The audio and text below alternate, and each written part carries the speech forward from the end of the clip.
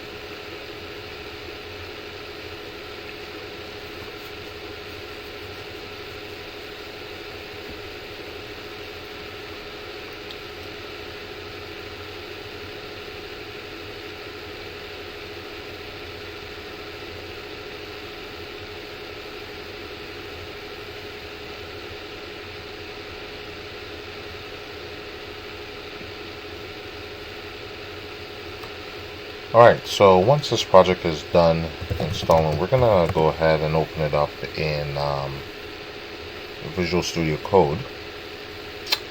So this module is actually, or this project is actually just a clone of the documentation site. So there's going to be a bunch of stuff in here that we don't need. So first thing we're going to do is we're going to go to the index.html and we're going to delete some of the CSS here. Some of this CloudFront stuff. Okay. We're going to go into source and we're going to delete a bunch of stuff here. Layout we don't need. We're going to keep the main controller because it's could be useful. Put the util we don't need.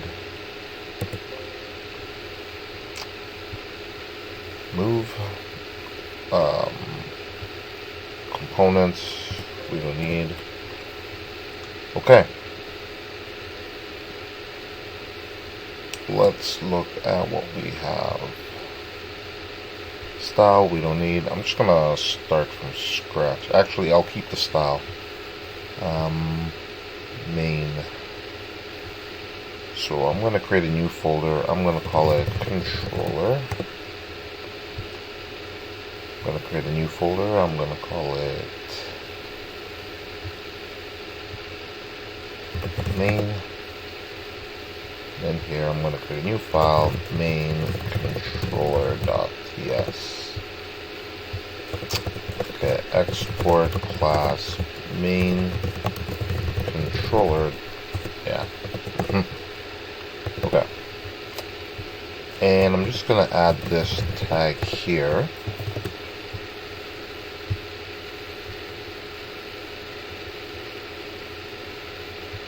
Kind of delete all of these.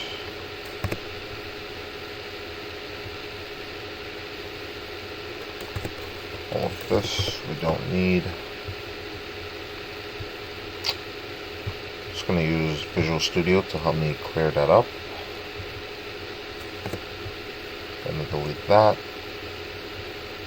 and gonna re-import that. So the main outline for this project can be found here. This is what starts everything. From here you could pretty much understand everything that's happened in the application. So we're going to look at template here. It's just a little layout that allows you to do some stuff. On the documentation, the template is found here.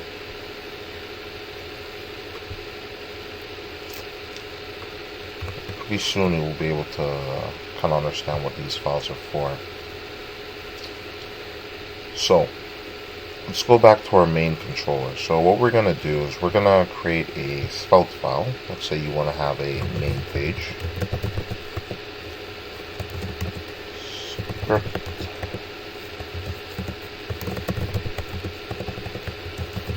Div. World. Okay. And we're going to import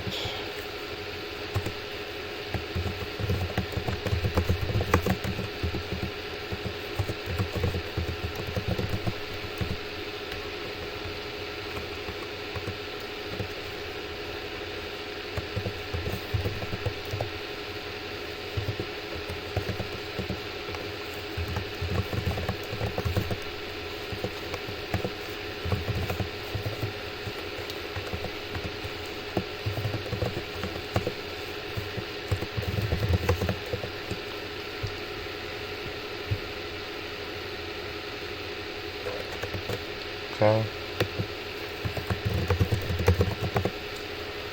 Let's see if this compiles.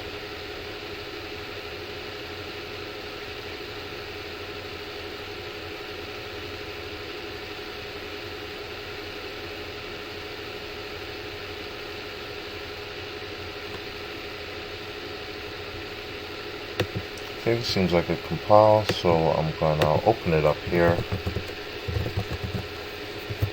80. And we have hello world. Alright, fairly straightforward. So let me walk through what just happened.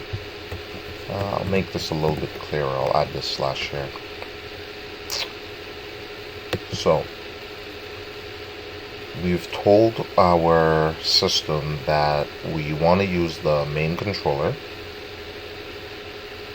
right? This is the template. You don't really need to understand this. We're going to mount to the document body. We have an error page. We have a 404 page. So this 404 page is just a Svelte file.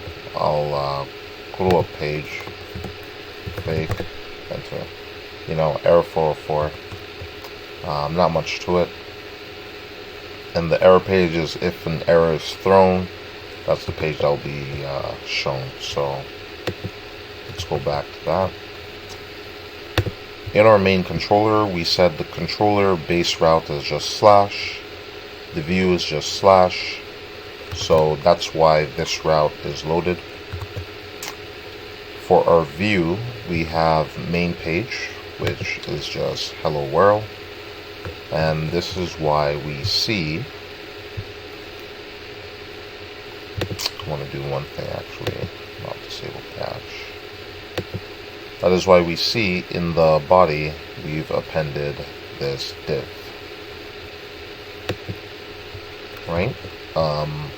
And all your regular Svelte stuff here works. So let count equals 0. Function up. Count plus equals 1. You know, count on click equals up. So this is just your regular Svelte component, nothing special here. Okay, so let's get rid of that.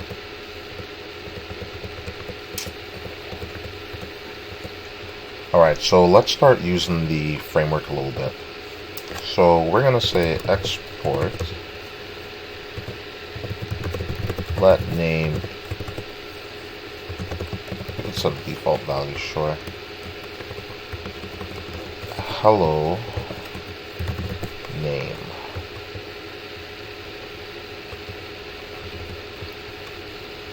And we're going to go to our main controller, and what we're going to do is we're going to return name YouTube. We come over here, we see hello YouTube. Makes sense? This needs to refresh. Hello YouTube. Okay. But let's say we wanted to get the name from here. Name. We're going to use something called @param.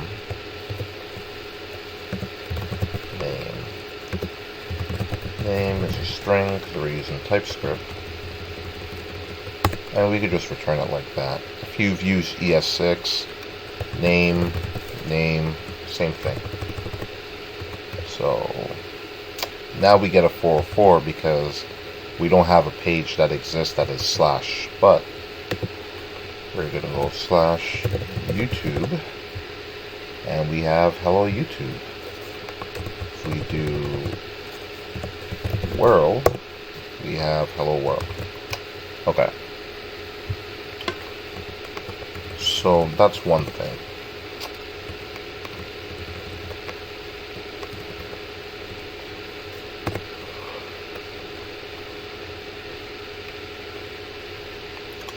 Another thing I want to show you is the query string.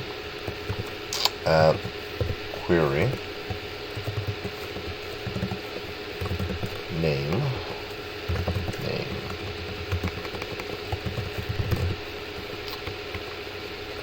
And so now what we can do is we can say query name equals YouTube, and we have hello YouTube.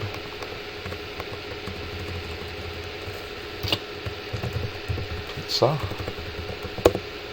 and we have hello pizza. Right? So basically you could use query and param to get anything from the URL, and once you get something from the URL, you could use that as props that you would pass to your component. So we're going to create another page over here. We're going to call this page 2. If you'll notice, these names, they don't matter. You're free to call your methods whatever you want. All that actually matters is the URL that you want your route, and what page you want to display, and what data you want to send to your component to display. So we're gonna call this one user, let's say.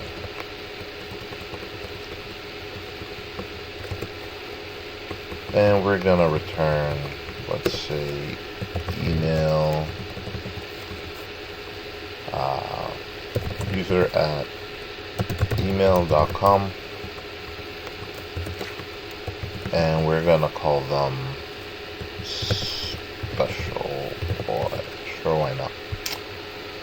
So let's create this user page.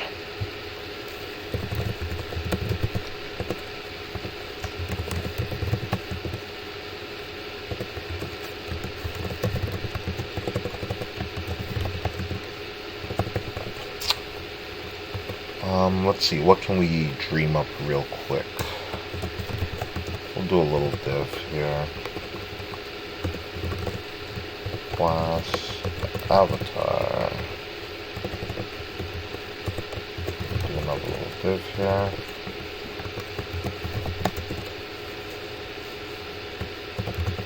Email.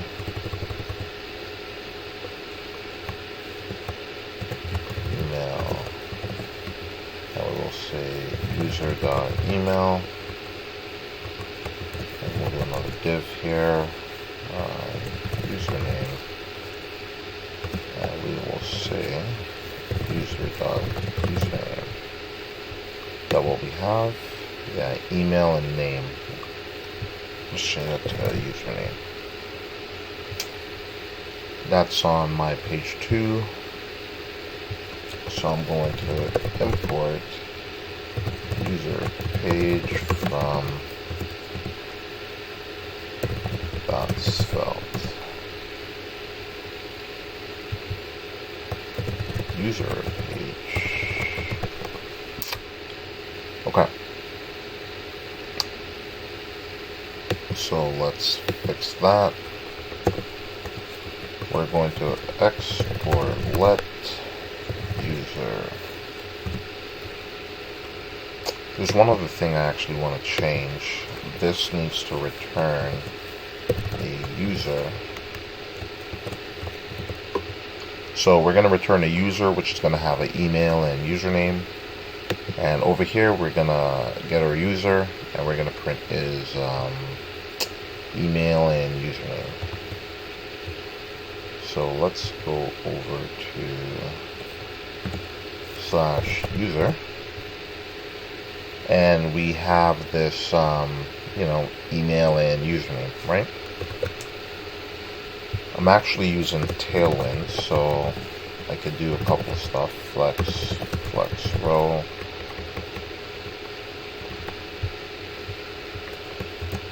Style. Avatar. Width 100. Height 100. Pixel. And I'm gonna say BG gray 500. If you haven't used Tailwind before, some of this might seem unfamiliar. It's just CSS, nothing to really think about. It has some CSS. So this will just give me this gray background here. Here I'm going to do P-2. It's just going to give me some padding around it here. And on my avatar, I'm going to say M-2. Should give me some margin on it. Not much to think about. Actually, I want to say M-right 2. Yeah. Okay, so we have our user and email. I'm gonna switch this around so that makes more sense to me. So we have our username and email. So once we have this, the first thing you're gonna think about is, okay, it's great that I could get data in here, but what if I want to get the data from an API? Yeah, that would be great. The other thing is, normally what you do with something like this is you would have you'd have user/user, right? Because you need to get the username, right? So what we'll do is we'll amend that. We'll use the param that we've learned from before. We'll get the user. Username string. So we will return username. So we will now go user special boy, and you see we're back to where we started. I'm gonna do one thing really quick. Class equals capitalized. Again, just Tailwind. So username special boy. So let's go back to our controller. So now we have 2 pages. We have our main page, which is just this. And I think we could do, question mark, name equals special boy. Alright? And we have our other page, which is just user slash,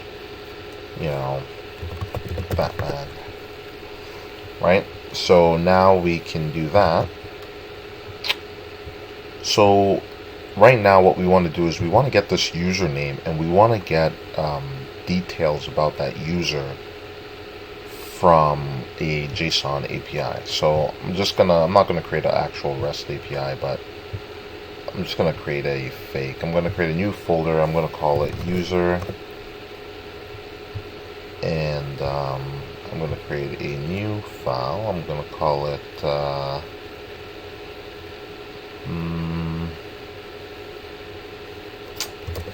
batman.json.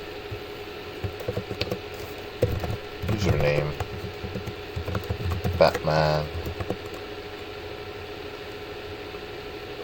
Status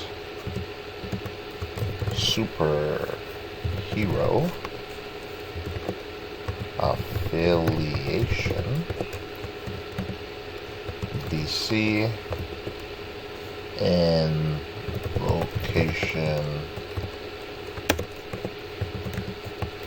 Gotham. Right, so we're gonna need to make a request to get Batman. So the naive way to do this would be to get my username and do fetch slash what is this, user slash batman.json, let res equals await, and here say let user equals res.json, and we could just get rid of all of that. Let me see if the properties match up. I don't have an email. We'll just say email Bruce at gothamlibraries.com. Okay, so we have our username and email.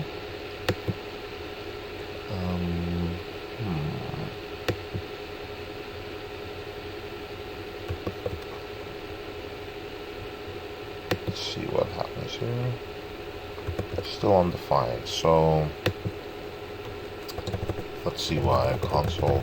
Oh, I know why. I need to await.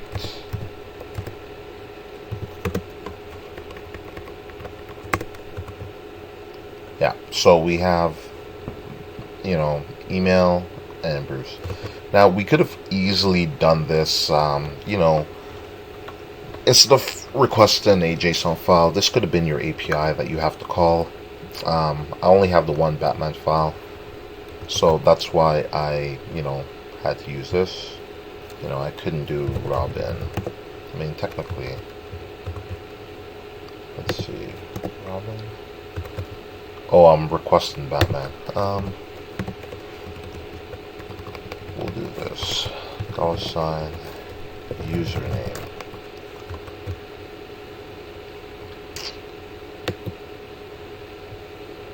Yeah, so here, when I make that request, it's gonna, I'll show you exactly what's happening here.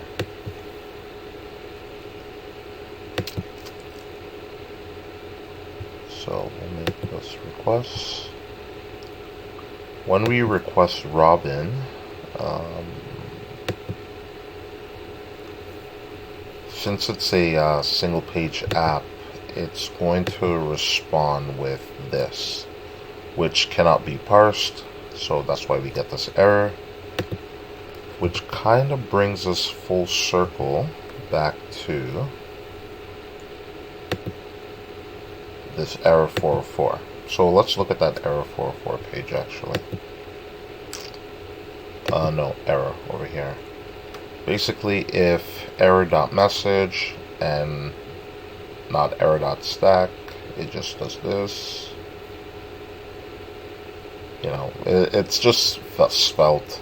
Takes in the error object, it prints it. Not much to really understand. That's what it looks like.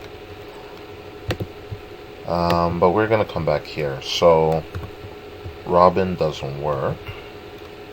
So we're gonna type back Batman. Okay. It'd be nice if I could actually get a photo of him. Batman.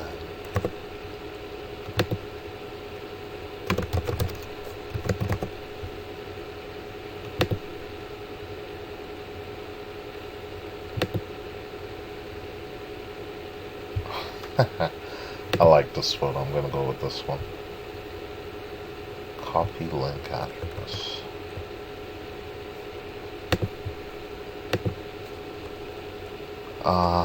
I'm making it more complex than it needs to be, but maybe later on I'll do something like that. So let's say we wanted to add some, some options. So I'm gonna do add query. I'm gonna say format.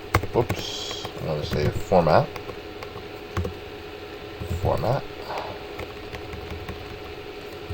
And I'm gonna say JSON. Format equal JSON. So what does that do? Well, we're gonna come back to our user over here. We're gonna say export let JSON. So let's look at this. This is going to be true or false. If the format is equal to JSON, it will be true. Otherwise, it will be false. So we're going to come back to our user page. And what we're going to do is we're going to say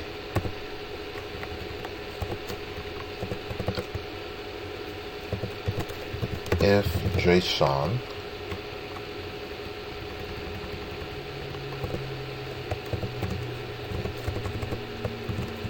else if I'm going to say pre-sure,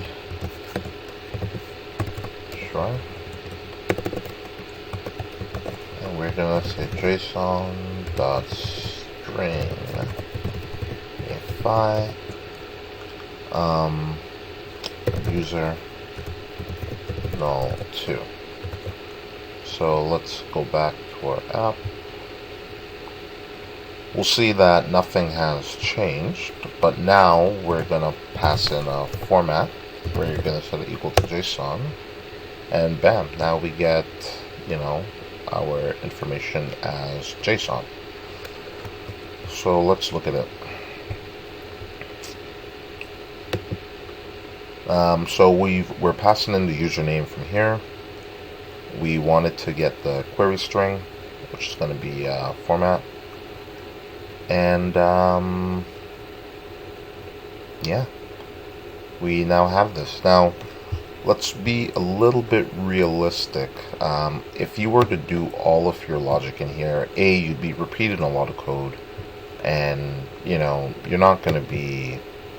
It's just not the best practice. It's gonna start to get a lot of clutter. So let's come out of here. Let's go in our source. Let's create a new provider, and we will create a new user API. We'll call it user provider. .ts. So we're gonna export class user provider, and we're gonna do get user username. It's gonna be a string. And what we're gonna do is we're gonna copy all of this logic. We're gonna paste it in here. We gotta make this async. So we'll be able to say get user, and it will get my user and return user. So if we go back to our main controller, basically what we want now is we want this user API. So first I'm going to make a mistake here. Constructor user what is it, API or private API user provider, and let's look what happens. inspect. We're gonna go console dependency not found for function user provider. So it can't find this user provider right here. So what we're gonna do is we gotta go back to our main, and for our provider we need to add it, user provider. And all of a sudden now we're not having any issues. Let's do this. So we're still getting it, but we're still fetching this data, right? We don't want to do that. So we're gonna delete that, and we're gonna say const user equals this dot API dot get user username, and look, are we back in business? No. Oh, wait. And we are back in business. And it's not Gotham, Batman. Gotham. I think that's how you spell it. Gotham Libraries. Yeah. So let's look at some lessons that we've learned here. One, we haven't async and await, no issues. You could use them, just like you want. You return your properties here, and it will just get resolved. You have params. If you're used to Express, you could kind of just get your params. You have your query. You can just get your query strings right away.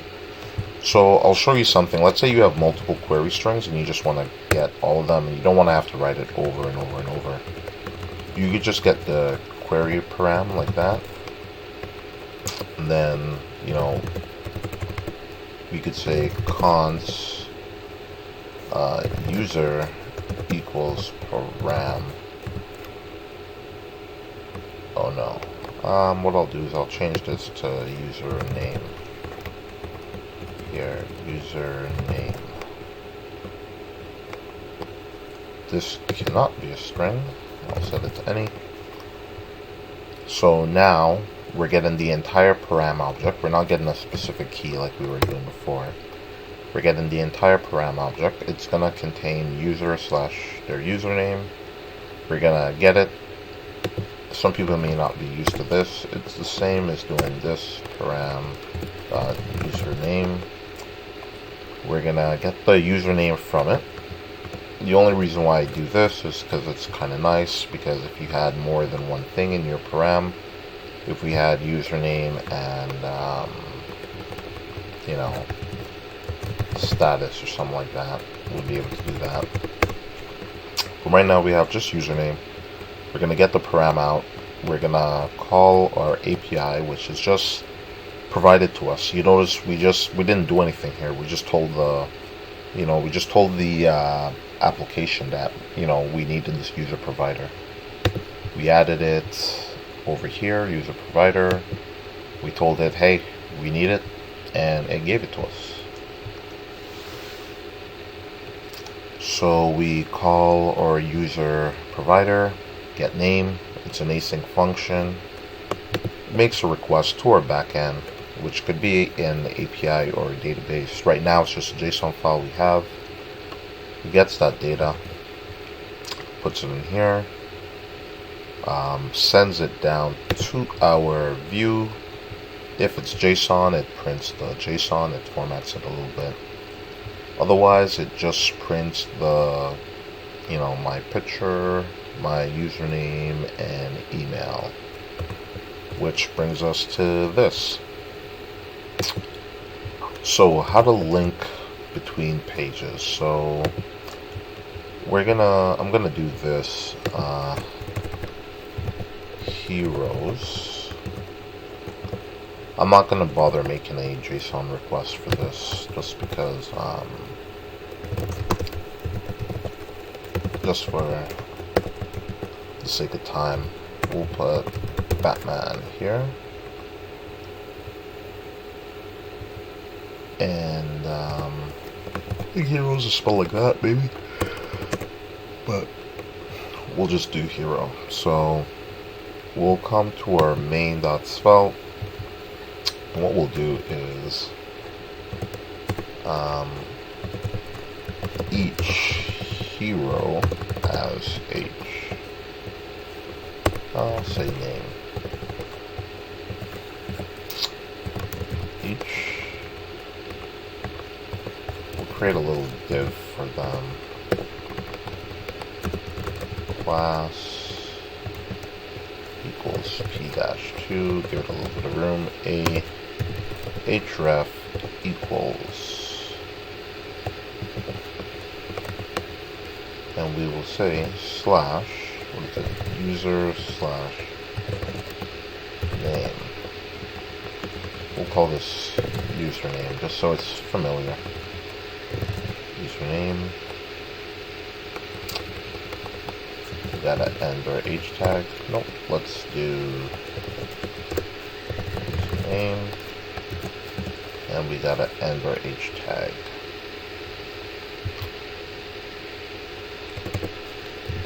Hero, we're gonna set a default parameter, but either way it's gonna get passed in, nothing to really worry about here. So let's go to our main page. And we have Batman. I'm gonna do one thing real quick. Capitalize. So we have Batman. If we look at the link, it's going to link to a user Batman. So we're going to click that. If you think about it, you know, it's a pretty long time for a local SPA to load. And we'll look at what's actually happening here. If we go to network, if I click Batman, you notice that it's loading a whole bunch of stuff, right? In essence, it's not a single page app. It's doing many things. So what we're going to do is, in our script, we're going to import spa from @slick for Svelte. So this is just a little utility. You'll see what I do here. Use spa. So in a lot of frameworks, what they do is they'll have like a different component called link or something else. But Svelte allows us to do some really cool stuff. So here, since we're creating an SPA for a link, we want it to be a single page link. So we're just going to tell the link to use SPA. You know, not much to it. I'm going to go back to this page. I'm going to refresh it. Just make sure it's loaded. And now, let me clear this. We're gonna click, and you see the only thing it fetched was the Batman.json. Didn't need to reload the page. So I'm gonna show you. I'm gonna refresh the page. I'm gonna clear it, and I'm gonna click, and you're gonna see it fetched Batman.json. I'm gonna show you what happens if I don't use the SPA. I'm gonna refresh the page. I'm gonna clear it, and I'm gonna click, and you're gonna see it loaded up all of this stuff. But since we're creating an SPA, I'm gonna make sure it's on the right page. I'm gonna clear it. I'm gonna click, and it's pretty instant.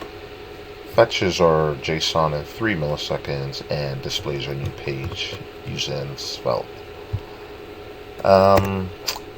So that's pretty much it. There's lots of other features in Slick for Svelte. Let me just dev cd slick.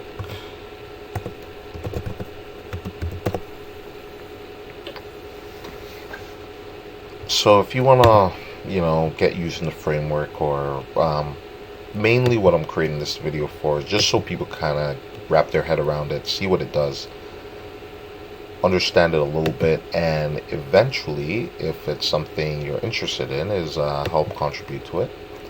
The project is fairly easy to navigate. I have some, decorators that I use to inject, different types of stuff. Query, which we looked at. The history we haven't looked at, but, for example, we could go to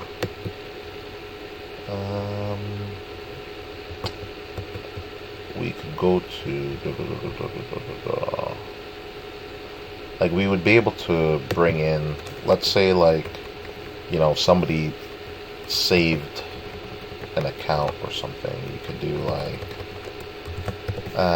history,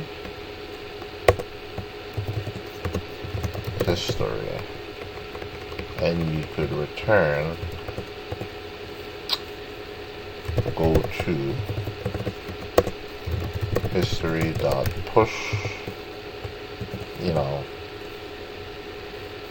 user edit or something like that. Maybe we just call this edit. So if I needed to, go to the edit page, it would be username,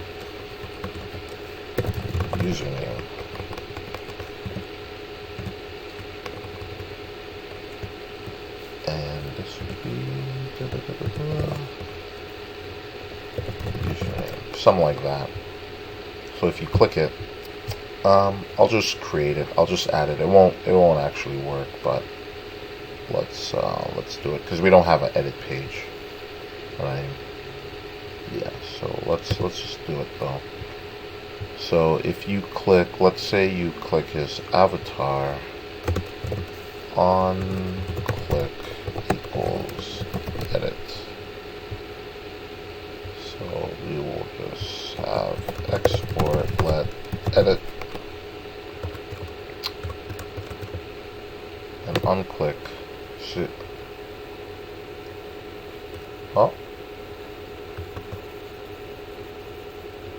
Oh, I know why. It's taken in the event. What we want is, so I have a little pattern that I use up here. You'll see what it is. I tend to do this, function edit, then edit, and then this would be user.username. So I normally have a lowercase function, and then I have an uppercase function, and down here I usually call my uppercase function. So that was a 404, but if we make sure this is correct, click it now, see it goes user Batman edit, right? And if we look at it, it's pretty straightforward. I have my edit function, which takes my user.username and it calls it. And if we go over here, my edit function was just, username. I got the history object. I did push on it with the username. And that's it. Technically, we didn't even need this username. We could just use username from up here. Just so that, you don't have to pass data or anything like that. And if we go back, user Batman, like this, and if we click, so user Batman edit, right? Because I already have the context of the username, so there's no need to pass it in, which is actually kind of nice. So, that is Slick for Svelte. The documentation is here, Slick for Svelte, Svelte documentation intro. It's got to do some work. What I would recommend is reading the fast track. It kind of just explains, like, basically what you need to do is you just want to get data and you want to present it into a view.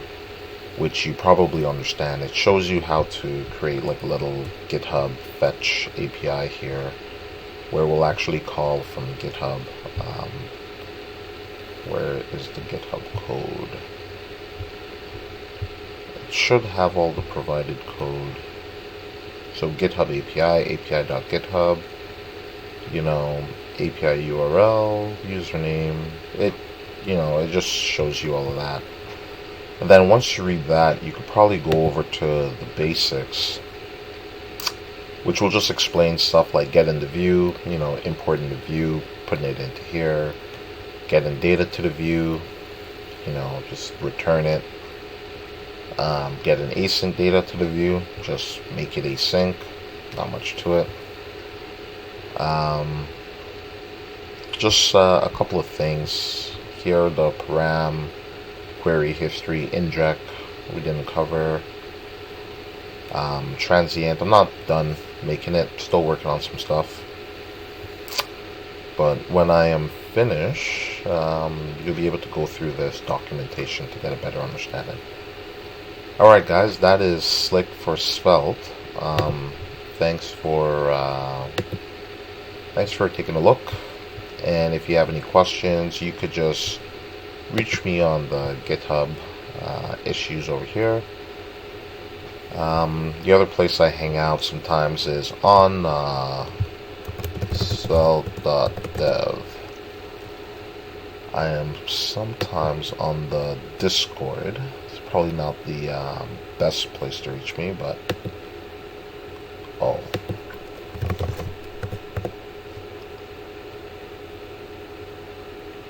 if you come over here, you can reach me on here sometimes. I can never figure out how to do this, but anyway, I'm over here sometimes. The other place you could reach me is Find Collabs. This is a news site I heard of on a podcast, so I like it. We have a Svelte study group. We're over here, chatting away. You could join us. We could have some conversation on Svelte. And if you'd like to help out, feel free to do so. Or just, comments, feedback, stuff like that's always nice too. Alright guys, thanks for your time. Take care.